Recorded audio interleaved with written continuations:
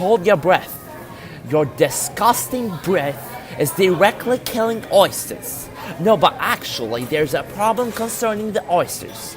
CO2 or carbon dioxide is impacting the production of oysters in aquaculture facilities and natural ecosystems. CO2 is a gas produced by humans, fermentation, combustion, and more. This gas is one of the main causes of global warming and climate change. This gas is also a factor in lowering the pH levels of the oceans. So what this means is, CO2 lowers the pH of the ocean, which makes it much more acidic, and this negatively impacts the oyster population. According to David Bielo, acidic water sometimes kills oyster larvae outright so that they fail to survive past the egg state. At other times, the eggs hatch, but the larvae fail to after a week or two. This is very concerning since oysters are a vital part of the ecosystem, and the absence of the creatures can negatively impact the nature of all ecosystems. The excess of CO2 can also negatively impact the food chain.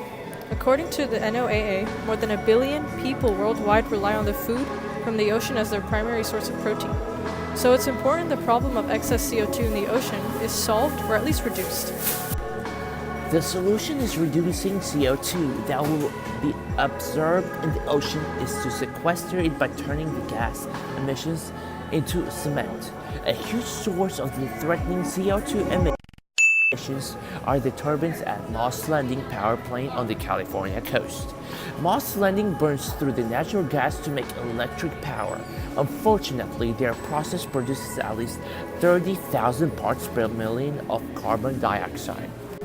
But with the company Calera, there is a way to hide the emissions, by turning it into cement.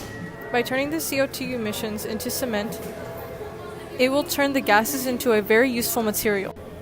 According to Calera, their process for CO2 reduction involves the capture of CO2 gas from industrial emitting sources and converting the CO2 into a novel calcium carbonate system.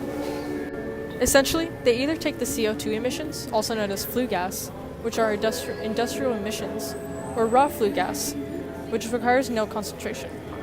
Then they convert flue gas into a solid, calcium carbonate novel cement, which is used as building materials, sidewalks, walls, buildings, and more.